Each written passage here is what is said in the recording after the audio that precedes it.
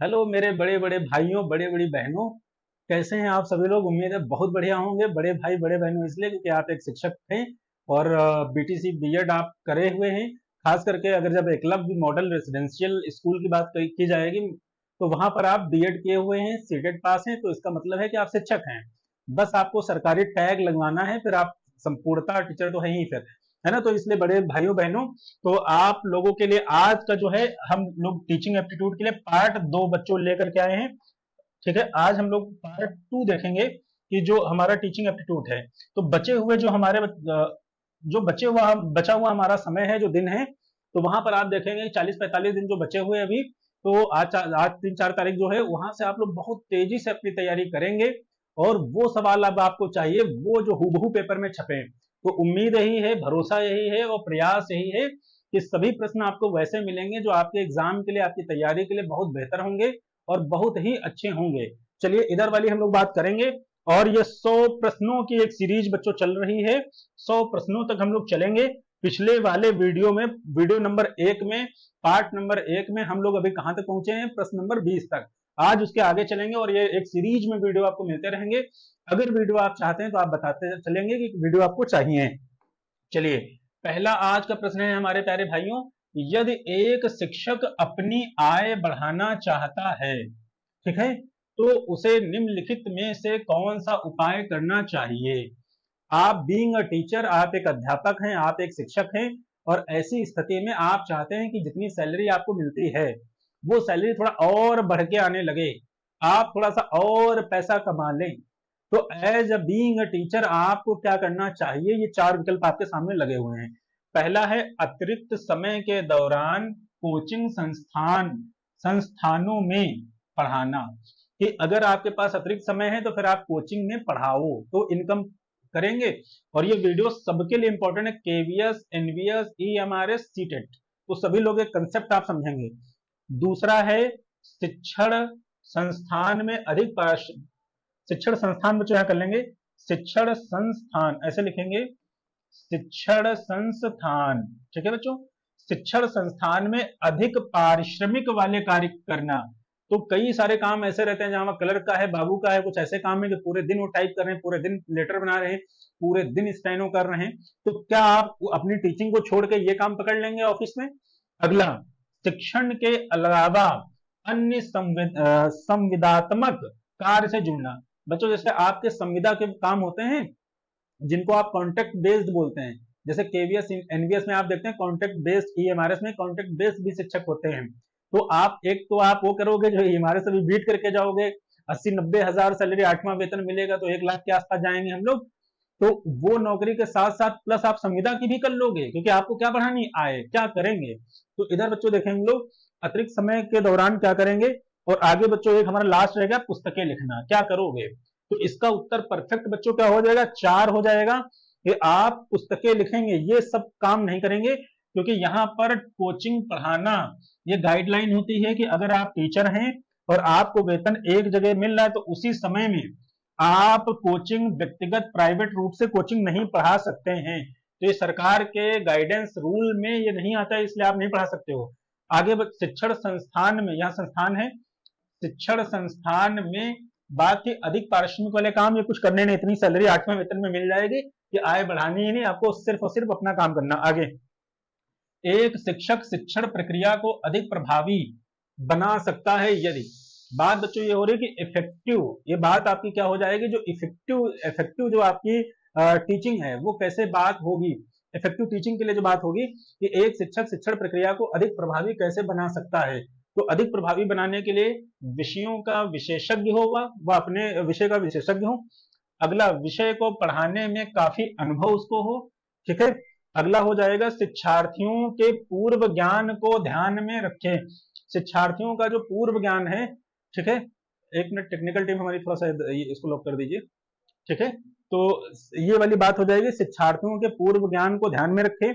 अगला है विभिन्न प्रकार की शिक्षण सामग्री का उपयोग करता हो। ठीक है, इस प्रकार की जब बात हो जाएगी कि विभिन्न प्रकार की शिक्षण सामग्रियों का उपयोग करता हो। एक मिनट मेरे प्यारे बच्चों, एक मिनट बस। तो क्या करता हो? यहां जब ऐसी बात हो जाएगी तो इसका उत्तर आपका क्या हो जाना चाहिए? तो आप बताओगे कि इसका उत्तर आप क्या करेंगे? एक शिक्षक शिक्षण प्रक्रिया में अधिक प्रभावी बना सकता है कैसे? विषयों का विशेषज्ञ हो, विषयों को पढ़ाने में काफी अनुभव हो, ठीक है, तो इस तरीके का उत्तर आपका क्या हो? शिक्षार्थियों के पूर्व ज्ञान को ध्यान में रखे। अब ये बहुत बढ़िया सवाल है, बहुत प्यारा सवाल है, बहुत बढ़िया प्रश्न है। आप किस हिसाब से इसको कर पाते हैं ये आपको बात बतानी रहेगी। चलिए तो हम लोग इधर वाली बात करेंगे। इधर देखिए, शिक्षार्थियों शिक्षार्थियों के पूर्व ज्ञान का ध्यान में रखे। तो शिक्षार्थियों के अगर पूर्व ज्ञान को ध्यान में नहीं रखोगे तो आप बहुत कठोर, बहुत टफ, बहुत ही समस्यात्मक पढ़ाई पढ़ा करके चले जाओगे जो बच्चों के ज्ञान संज्ञान से काफी दूर होगी। आप सबसे पहले अपनी क्लास में जाएंगे, बच्चों से बात करेंगे, इंटरेक्ट करेंगे, संवाद करेंगे, कुछ प्रश्न पूछेंगे और उससे आपको ये पता चलेगा कि हमारे बच्चों का लेवल, हमारे बच्चों का पढ़ाई का स्तर कितना ऊंचा है, कितना कम है। उसी अनुसार आप शिक्षण अधिगम को अपनाएंगे, शिक्षण विधियों को अपनाएंगे, अपनी क्लास को विस्तार रूप देंगे। तो सबसे पहली और सबसे जरूरी बात यह है कि एक शिक्षक को सबसे ज्यादा अपनी शिक्षण प्रक्रिया को प्रभावी बनाने के लिए क्या काम करना पड़ेगा? आपके सामने, आपके फ्रंट पे जो बच्चे बैठे होंगे उनके पूर्व ज्ञान को ध्यान में रखेंगे कि वो कहां से आए, किस क्षेत्र से आए और कितना उनको ज्ञान है। ठीक है बच्चों, किस क्षेत्र से आए ये भेदभाव नहीं करोगे, लेकिन कितना ज्ञान लेके आए ये आपको पता होना चाहिए। चलिए आगे चलते हैं। अगला प्रश्न हमारा आपको दिखाई पड़ेगा बच्चों, ये हो, हाँ ये वाला हमने किया है। आगे हो जाएगा, निम्नलिखित में से किस स्थिति में कॉलेज शिक्षक वास्तव में छात्रों के लिए सहायक हो सकता है? बच्चों ये आपको बात बतानी रहेगी कि निम्नलिखित में से किस स्थिति में कॉलेज शिक्षक वास्तव में छात्रों के लिए सहायक हो सकते हैं। एक तो बच्चों बात हो रही है कि जो कॉलेज है, और दूसरा है जो आपके शिक्षक हैं। ये दोनों ही वास्तव रूप में आपके लिए कब सहायक हो जाते हैं, क्यों सहायक हो जाते हैं, कैसे सहायक हो जाते हैं, ये बात आपको बतानी रहेगी। कक्षा में सुठ लेखन करवाए। आगे बच्चों है, वह अपने मूल्यांकन में विपक्ष नहीं निष्पक्ष रहे। बच्चों है ये निष्पक्ष, बायस्ड ना हो, निष्पक्ष रहे। अगला हो जाएगा निष्पक्ष, ऐसे लिखा जाएगा बच्चों, क्या रहे वो? निष्पक्ष रहे। ठीक, अगला हो जाएगा छात्रों को कक्षा में प्रश्न पूछने के लिए प्रोत्साहन करता हो। ठीक है, अगला है कक्षा में पाठ्यक्रम को पूरा कराता हो। तो कोई भी कॉलेज है, कोई भी टीचर है, वो किस तरीके से वास्तव में अपने बच्चों की हेल्प कर रहा है, ये चार विकल्प आपके सामने लगे हुए हैं। तो चलिए बताइए आपका क्या उत्तर हो जाना चाहिए बच्चों? तो इसका उत्तर हो जाएगा तीसरा, छात्रों को कक्षा में प्रश्न पूछने के लिए प्रोत्साहित करें। अगर ये कहीं मिल जाए हमारे सीटेट वाले भाई, हमारे एनवीएस वाले भाई बहन, हमारे ईएमआरएस वाले भाई बहन, तो ये प्रश्न पूछने के लिए प्रोत्साहन देना सबसे अच्छी बात है। कि अगर आप प्रश्न पूछने का माहौल उनको देंगे, बच्चों को ये लगेगा कि हम अपनी मन की बात, अपने मन के डाउट, अपने मन के तर्क अपने टीचर से हम कंफर्म कर सकते हैं, तो उससे अच्छी बात इस पूरे ब्रह्मांड में नहीं। तो बच्चे उससे ज्यादा सीखते हैं, बच्चों को उससे क्लास में ज्यादा आनंद आता है। तो ये सबसे अच्छी बात होती है कि उनको प्रश्न पूछने के लिए ना धमकाएं, ना डारे। प्रश्न अगर कोई पूछ रहा है तो उसको धमकाओगे नहीं, उसको मारोगे नहीं, उसको दबाओगे नहीं, उसको डराओगे नहीं। ये सब काम नहीं करेंगे तो बच्चा प्रश्न पूछेगा, जब प्रश्न पूछेगा तो उसकी ज्ञान की जो लेवल है वो बढ़ेगा। अगला हो जाएगा, निम्नलिखित में से कक्षा यानी कक्षा में शिक्षण का सबसे महत्वपूर्ण उद्देश्य कौन सा है? कि अगर कोई टीचर पढ़ा रहा है तो उसकी कक्षा में जो शिक्षण है, जो आपकी टीचिंग है, सबसे इंपॉर्टेंट उसमें कौन सी बात हो जाएगी? जानकारी देना। अगला है जिज्ञासु मन को विकसित करना। अगला है छात्रों के व्यक्तित्व का विकास करना। अगला बच्चों हो जाएगा छात्रों के परीक्षाओं में उत्तीर्ण होने में सहायता करना। ये लो नकल करा दे रहे हैं ना। तो यहाँ वाली बात बच्चों हो रही है कि निम्नलिखित में से कक्षा शिक्षण का सबसे महत्वपूर्ण उद्देश्य कौन सा होगा? तो जानकारी दे, शिक्षण का सबसे महत्वपूर्ण। फिर जिज्ञासु मन को विकसित करना। चलिए उत्तर आपको हो जाना चाहिए। तो बच्चों सबसे बड़ा जो काम है एक टीचर का, वो नकल करवाना नहीं। बच्चों देख लीजिए कितनी हास्यास्पद वाली बात लिखी कि छात्रों को परीक्षाओं में उत्तीर्ण होने में सहायता करना। आप बच्चों को ज्ञान भरेंगे, ज्ञान से भर देंगे कि उसको आप पेपर के लिए पढ़ाएंगे।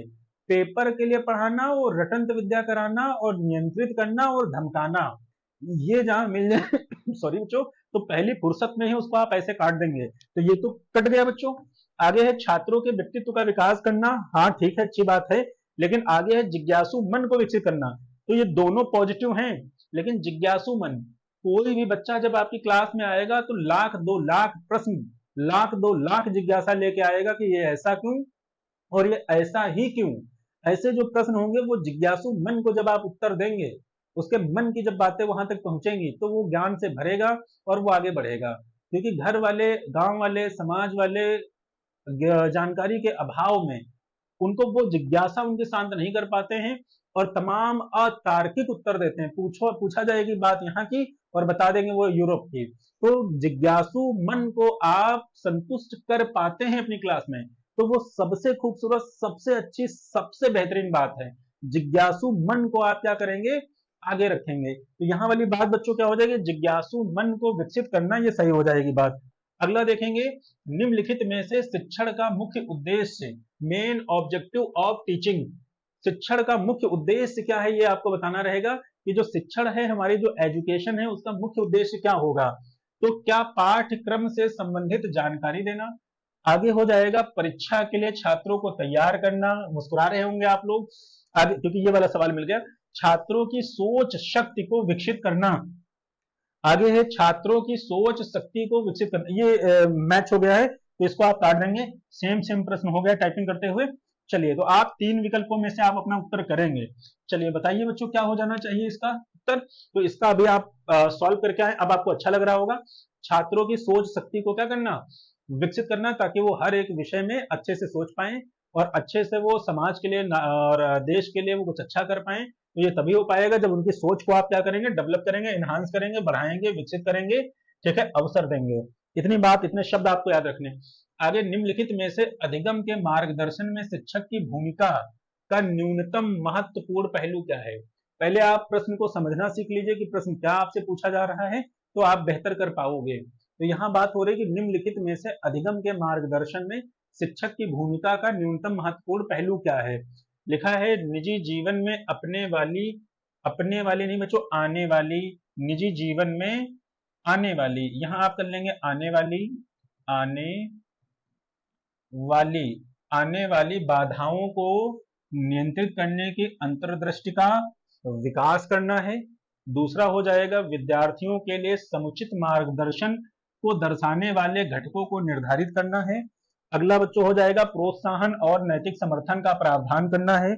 अगला हो जाएगा सतत, ठीक है, और नैदानिक और उपचारात्मक सहायता प्रावधान करना।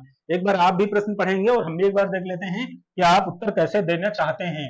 तो प्रश्न है न्यूनतम, निम्नलिखित में से अधिगम के मार्गदर्शन में शिक्षक की भूमिका का न्यूनतम महत्वपूर्ण पहलू क्या है। तो अधिगम के मार्गदर्शन में, अधिगम जो किया जा रहा है उसमें जो मार्गदर्शन होगा उसमें शिक्षक की मुख्य भूमिका क्या होगी, तो ये आपको बताना रहेगा। तो निजी जीवन में आने वाली बाधाओं को नियंत्रित करने की अंतर्दृष्टि विकास करना, वेरी गुड, यही बच्चों होगा। देखो अब आपको एक प्रश्न समझा दिया जाए, ये कहा जा रहा है कि एक टीचर है, वो टीचिंग कर रहे हैं, वो अध्यापन कर रहे हैं, तो उसमें लीस्ट आपको बताना है, लीस्ट का मतलब मिनिमम, कम से कम, तो उनमें सबसे कम महत्वपूर्ण पहलू आपको बताना है कि एक टीचिंग में टीचर जो अपना उपयोग कर रहा है, अपनी उपयोगिता साबित कर रहा है, अपनी चीजों को दे रहा है, उसमें सबसे कम इंपॉर्टेंट चीज कौन सी है। सीधे से जानिए, सबसे कम इंपॉर्टेंट वाली आप बात आपको बतानी रहेगी। तो सबसे कम इंपॉर्टेंट वाली बच्चों बात क्या है कि निजी जीवन में आने वाली बाधाओं को नियंत्रित करना। आप कैसे अपना मन, कैसी चीजें हैं वो आप अपने तक रखोगे, उसका अगर आपके मन में कोई विषाद है, आपके मन में कोई अवसाद है, आपके मन में कोई असफलता है, आपके मन में कोई बायसनेस है, आप पूरी तरीके से उदासीन हैं, तो ये प्रभाव आप बच्चों के सामने लेकर के नहीं जाएंगे। पर्सनल प्रॉब्लम एक तरफ और हमारी टीचिंग, हमारी क्लास बिल्कुल खूबसूरत एक तरफ। तो ये आप अपने निजी मामले, निजी जीवन की जुड़ी हुई समस्याओं को क्लास में नहीं परोसेंगे। सवाल का मतलब ये है। तो न्यूनतम इंपॉर्टेंट कौन है, न्यूनतम ये है। मैक्सिमम कौन है बच्चों, तो ये तीनों तीनों मैक्सिमम है। विद्यार्थी के लिए समुचित प्रदर्शन दर्शाने वाले घटकों को निर्धारित करना, बिल्कुल ठीक है कि विद्यार्थियों को आप कर सकते हैं। अगला हो जाएगा प्रोत्साहन करना, बिल्कुल, कितनी खूबसूरत बात है, कितनी अच्छी बात है कि बच्चों को आप प्रोत्साहन करेंगे, उनका आप समर्थन करेंगे, ठीक है बच्चों। आगे सतत एवं नैदानिक, आप उनका उपचारात्मक, देखिए कितना प्यारा शब्द है कि रेमेडी आप करेंगे उनकी, रेमेडी का मतलब होता है उपचार करेंगे, जो उनको समस्या आ रही है उसका निदान करेंगे, ये सारी बातें अच्छी वाली हैं। आगे चलेंगे हम लोग। अगला हो जाएगा यदि कुछ छात्र परीक्षा में असफल होते हैं तो निम्नलिखित में से इसको किसकी त्रुटि मानना चाहिए। कुछ बच्चे क्लास में क्या हो जाते हैं, असफल हो जाते हैं, मतलब उतना ज्यादा अच्छा अंक नहीं ले पाते हैं, या जो उनसे उम्मीद की जा रही थी, खाली अंक ही नहीं, चारों 360 उनका विकास जो होता है वो नहीं हो पा रहे हैं, और बच्चे सब विषयों में अगर फेल हो पा रहे हैं तो ये किसकी त्रुटि माननी चाहिए, शिक्षक की, प्रधानाचार्य की, स्वयं छात्र की, या इस बात का सामान्यीकरण नहीं किया जाना चाहिए। सोचें, इससे खूबसूरत, इससे अच्छे, इससे इंपॉर्टेंट प्रश्न आपको नहीं मिलने वाले हैं।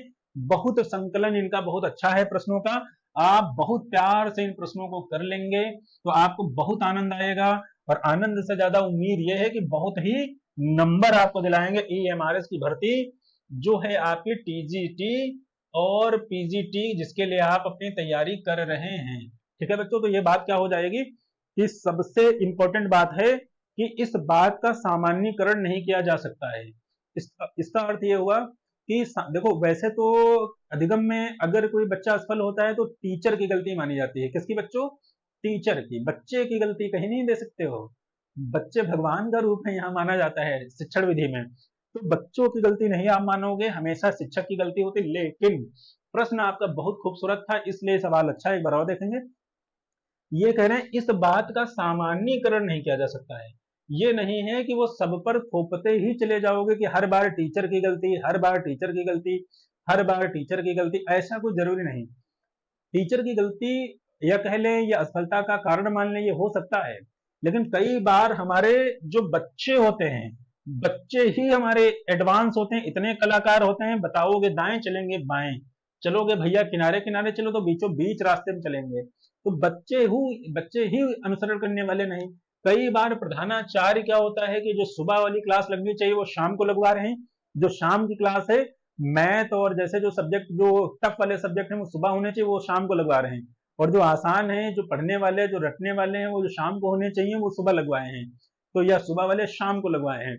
तो कई बार प्रधानाचार्य अपने ही टीचरों को अन्य कामों में लगा देते हैं या अपने निजी कामों में लगा देते हैं, हालांकि ये जरूरी नहीं, लेकिन एक बात आपसे बताई जा रही।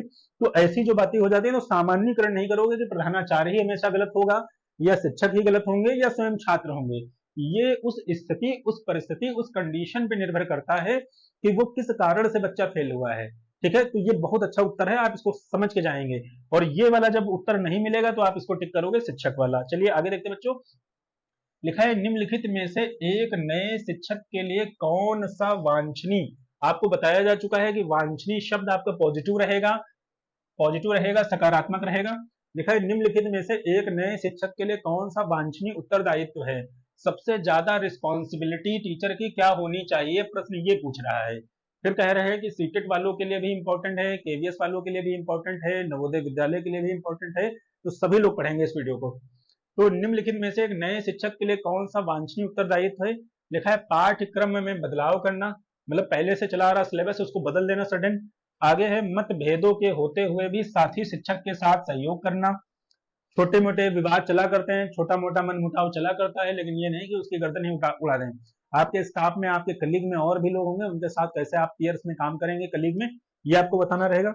अगला है बच्चों संस्थान की कार्य प्रणाली के अनुसरण काम करेंगे, अनुसरण नहीं अनुसार लिख दीजिए, ये अनुसार काम करेंगे कि जो संस्थान में काम चल रहा है ठीक उसी तरीके से काम करेंगे।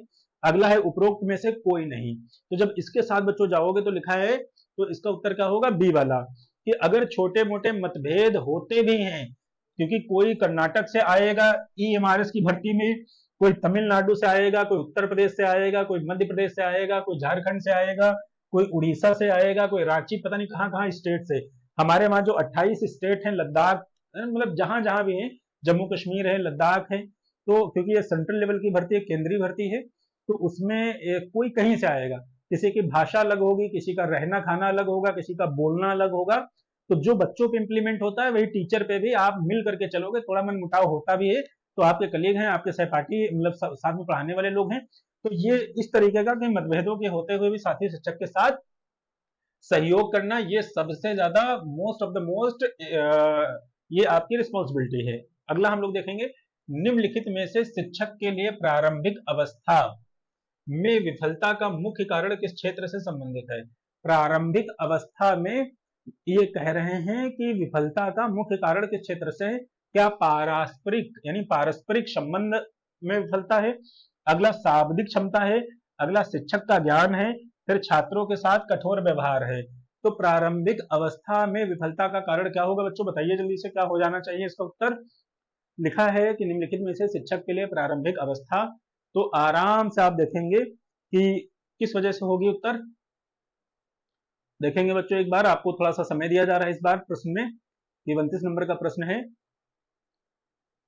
तो ये आप आराम से देख लेंगे। तो ये बच्चों हो जाएगा शिक्षक का ज्ञान।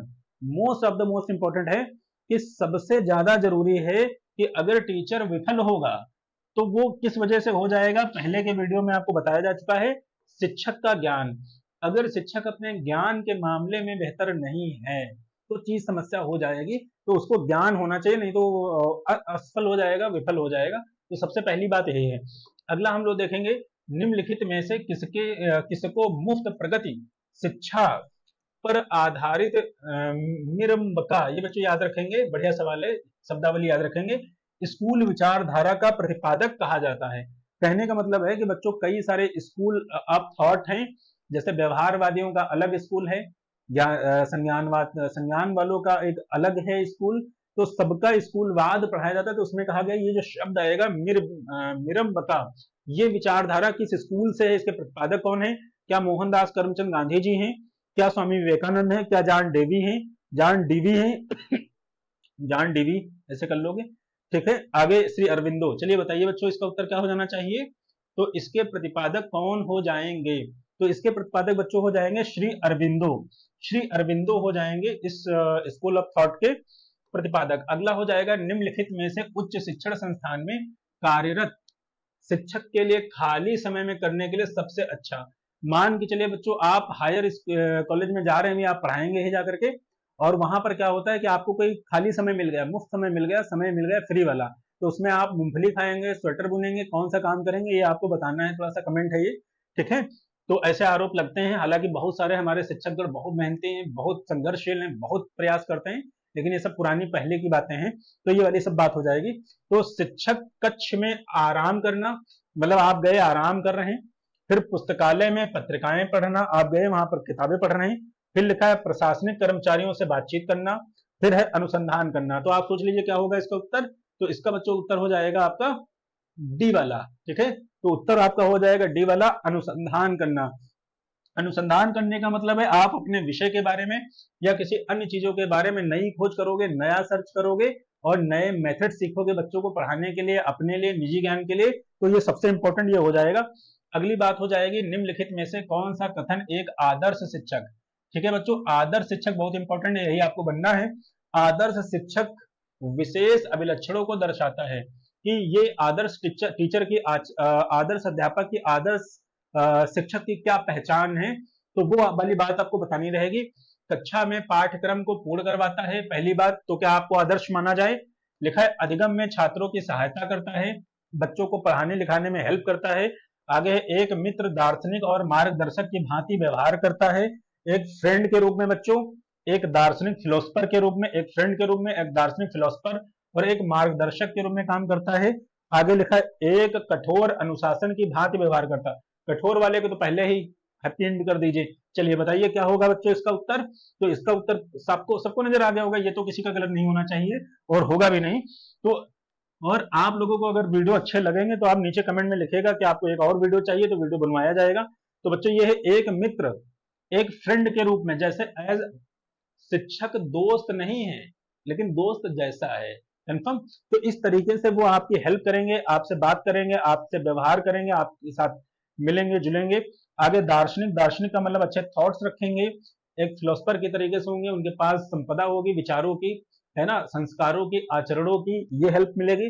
मार्गदर्शक करेंगे, आपको गाइड करेंगे, तो ये सबसे पॉजिटिव है, सबसे पॉजिटिव वाला ही उत्तर होगा। अगला है निम्नलिखित में से कौन सा शिक्षण अधिगम का स्तर नहीं है, तो बच्चों टीचिंग के स्तर होते हैं, शिक्षण अधिगम के स्तर होते हैं, तो उन शिक्षण स्तर में कौन सा अधिगम नहीं है। पहला विकल्प है विभेदन करना, ठीक है। अगला है स्मृति स्तर, अगला है बोध, बहुत आसान मिल गया आपको, चिंताशील। चलिए ब्लूम जी के पास तो स्मृति स्तर मेमोरी वाला होता है, बोध अंडरस्टैंडिंग होता है, ये रिफ्लेक्टिव टीचिंग होती है, तो इसका उत्तर क्या हो जाना चाहिए, विभेदन, ये वाला नहीं होगा। बढ़ते हैं अगले प्रश्न की तरफ, शिक्षण उद्देश्यों के आधार पर किए गए ये ब्लूम साहब आ गए हमारे। ब्लूम वर्गीकरण में विभिन्न ज्ञान क्षेत्र हैं। तो विभिन्न ज्ञान क्षेत्र आप जानते हो, इफेक्टिव लेवल होता है, कॉग्निटिव लेवल होता है बच्चों, साइकोमोटर होता है, ये आपने पढ़ा। निम्नलिखित में से कौन सा संज्ञानात्मक ज्ञान ज्ञान क्षेत्र के विषय के क्षेत्र में आता है? तो ये कह रहे हैं कि वो जैसे हमने कहा इफेक्टिव एक हो जाएगा, मतलब ये हो जाएगा कॉग्निटिव संज्ञान, दूसरा हो जाएगा इफेक्टिव मतलब भावनात्मक, अगला हो जाएगा साइकोमोटर तीसरा।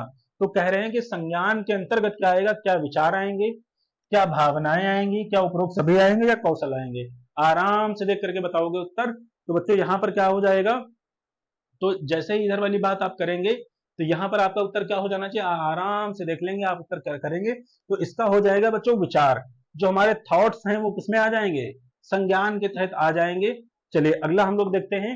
लिखा है निम्नलिखित में से किस महापुरुष के द्वारा एकीकृत मतलब इंटीग्रेटेड शिक्षा की अवधारणा को प्रतिपादित किया गया है? क्या वो श्री अरविंदो जी हैं, क्या वो महात्मा गांधी जी हैं, क्या स्वामी विवेकानंद जी हैं और क्या स्वामी दयानंद जी हैं?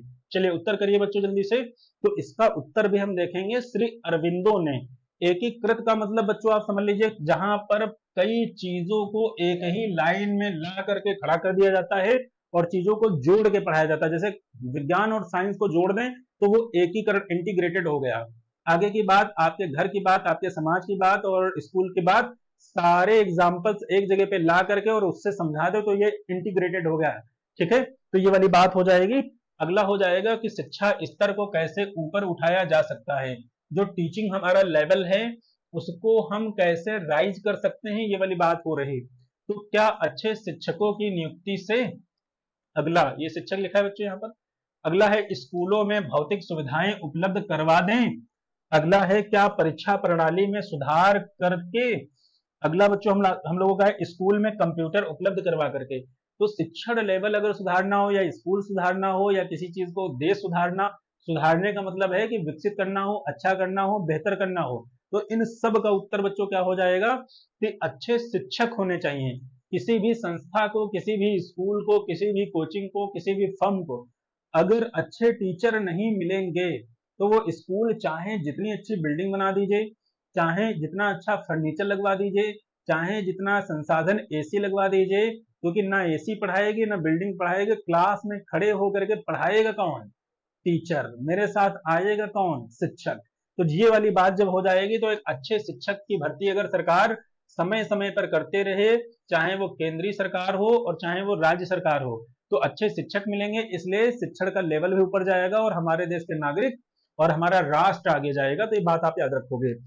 अगली बात हो जाएगी कि निम्नलिखित में से कौन सी एक अच्छे शिक्षक की सबसे अधिक महत्वपूर्ण गुणवत्ता है बच्चों। क्या जबरदस्त है कि टीचर के अंदर 50 गुण हैं, लेकिन अच्छे शिक्षक में सबसे अधिक महत्वपूर्ण गुणवत्ता है, सबसे अधिक। लिखा है समय का पालन और सत्यवादिता, कि वो समय पे टाइम पे स्कूल चला जाए और प्रिंसिपल साहब जो उससे पूछें कि आपने पढ़ाया कि नहीं पढ़ाया, भले वो आराम किए हो तो बताएं नहीं पढ़ाया हमने। तो ये वाली बात होनी चाहिए। अगली, ये तो झूठ हो जाएगा ना। लिखा है सामग्री में श्रेष्ठता प्राप्त करना, अगला सामग्री में श्रेष्ठता और प्रतिक्रियाशील, अगला बच्चों हो जाएगा सामग्री में श्रेष्ठता और सामाजिक वृत्ति का होना। चलिए उत्तर करिए बच्चों, इसका उत्तर क्या हो जाएगा। तो अगर थोड़ा सा भी कॉमन सेंस है हम लोगों के पास, क्योंकि हम लोग टीचर हैं, तो सब लोग आराम से लगा लोगे। कॉमन सेंस होने का तो सवाल ही नहीं, क्योंकि सबके हैं तभी आप शिक्षक की डिग्री लिए हुए हैं। ठीक है, और ये ना मानिए कि आप शिक्षक नहीं है, बस टैग नहीं है। जिन जिन लोगों ने डिग्री ले रखी है उन वो सब शिक्षक हैं, क्योंकि आपने डिग्री उस बात के लिए, क्योंकि आपका इंटेंशन पहले से ही था शिक्षक बनने का। तो बच्चों यहाँ देखिए तीनों चारों चीजें आ गई, ये श्रेष्ठता भी आ गई, ऊपर ये श्रेष्ठता है, और यहाँ आप देखेंगे ये सामाजिक चीजें आ गई और ये सारा सभी चीजें यही मिल गई। अगला हो जाएगा निम्नलिखित कथनों में से कौन सा कथन सत्य है। तो बच्चों क्या पाठ्यक्रम पाठचर्या का एक संलग्नक है। ठीक है, तो कैरिकुलम बच्चों और आपका सिलेबस, ये वाला कहीं पर नोट डाउन कर लीजिए, पहले लिख लीजिए इसको आप लोग कि पाठ्यक्रम और पाठचर्या, किशोरावस्था। अभी और आगे वीडियो आएंगे, अगर आप ना कमेंट के नीचे लिखेंगे कि आपको वीडियो चाहिए तो फिर वीडियो आएंगे बच्चों, तो फिर आपको चीजें मिलेंगी। तो ये आप नोट डाउन कर लेंगे कि पाठचर्या और पाठ्यक्रम में अंतर खूब आता है, पेपर में आएगा। तो लिखा है पाठ्यक्रम और पाठचर्या एक संलग्नक है। फिर है पाठचर्या सभी शिक्षण संस्थानों में एक ही है। अगला है पाठचर्या में औपचारिक और अनौपचारिक शिक्षा, ठीक है, फॉर्मल एंड इनफॉर्मल शिक्षा दोनों शामिल हैं। फिर है पाठचर्या में मूल्यांकन विधियां सम्मिलित नहीं होती हैं। तो आपको बताना है कि सत्य वाला, तो बच्चों इसमें सत्य वाला आप बताएंगे, जल्दी से उत्तर बता देंगे कि क्या हो जाना चाहिए। तो सत्य वाला करेंगे तो सत्य वाला बच्चों एक हो जाएगा कि पाठ्यक्रम पाठचर्या का एक संलग्न, पहले ये समझेंगे हम लोग, इसी से सारे सवाल हो जाएंगे। पाठचर्या का मतलब कैरिकुलम होता है, जैसे एनसीएफ का बनाया है, तो ये सबसे बड़ा होता है और पूरे देश में इसको पालन कराया जाता है। पाठ्यक्रम छोटा होता है, अलग अलग क्लासों में, अलग अलग टीचिंग स्कूलों में इसको अलग अलग तरीके से प्रस्तुत किया जाता है। पाठचर्या एक बड़ा डोमेन है बच्चों, कैरिकुलम ये वाला पाठचर्या, इसी के अंतर्गत इसी में ये वाला समाहित है। तो वही बात कर रहा है कि पाठ्यक्रम पाठचर्या का संलग्नक है, क्या उसके अंदर है, बिल्कुल परफेक्ट। ये लिखा है पाठचर्या सभी शिक्षण संस्थानों में एक ही है। बच्चों ये जो आपका सिलेबस है सभी संस्थानों में एक नहीं है। विज्ञान की अगर चिकित्सा का मेडिकल कॉलेज की पढ़ाई होगी वो अलग है सिलेबस उसका, और अगर आप स्टूडेंट बीएड बीटीसी के हैं, डीएलएड के हैं, तो उसका सिलेबस अलग होगा। तो एक कैसे हो गए, है ना, जैसी पढ़ाई चाहिए वैसी अलग अलग कैरिकुलम बनेगा, मतलब पाठचर्या बनेगी, इसलिए अलग बात। तो ये वाली बात गलत हो जाएगी बच्चों। आगे देखेंगे पाठचर्या में औपचारिक अनौपचारिक शिक्षा दोनों शामिल है। पाठचर्या बच्चों लिखा है यहाँ पर, ठीक है, तो पाठचर्या पाठचर्या मतलब तो इस तरीके की बात हो जाएगी। कथन सत्य। अगला हो जाएगा पाठचर्या में मूल्यांकन विधियां सम्मिलित नहीं होती। मूल्यांकन विधियों के बिना तो कैसे फिर आपको बताया जाएगा कैसे आपने पढ़ाई करी, तो ए वाला सही हो जाएगा। आगे चलते हैं हम लोग। एक अच्छे शिक्षक में सबसे महत्वपूर्ण गुण क्या होना चाहिए, तो बच्चों ये देखेंगे, एक बार हम लोगों को मिल चुका होगा कि उसे विषय का अच्छा ज्ञान हो, अच्छा संचार कौशल हो, और छात्रों के कल्याण के प्रति चिंतित होना, और प्रभावी नेतृत्व के गुण। चलिए बताइए बच्चों, सारी बातें अच्छी हैं, सभी बातें अपने आप में बहुत अच्छी हैं, लेकिन उन सभी बातों में जो सबसे अच्छी बात है वो आपको बताना है। वो सबसे अच्छी बात होती है कि जो भी शिक्षक बनेगा सबसे पहले वो विषय का अच्छा ज्ञान हो। इसीलिए जो मेंस वाली परीक्षा कराई जा रही है तो उसमें विषय का ज्ञान अलग पूछा जा रहा है कि क्या आप जो सब्जेक्ट पढ़ाने आ रहे हो क्या उस विषय का आपको ज्ञान है। अगर उस विषय का ज्ञान है तभी आप उस विषय के टीचर रखे जाएंगे। हिंदी के टीचर अलग, एसएसटी के टीचर अलग, और साइंस के टीचर अलग, मैथ के अलग, इंग्लिश के अलग, इसलिए क्योंकि विषय में आपने महारत हासिल कर रखी है। तो सबसे ज्यादा इंपॉर्टेंट जो चीज हो जाएगी ये हो जाएगा।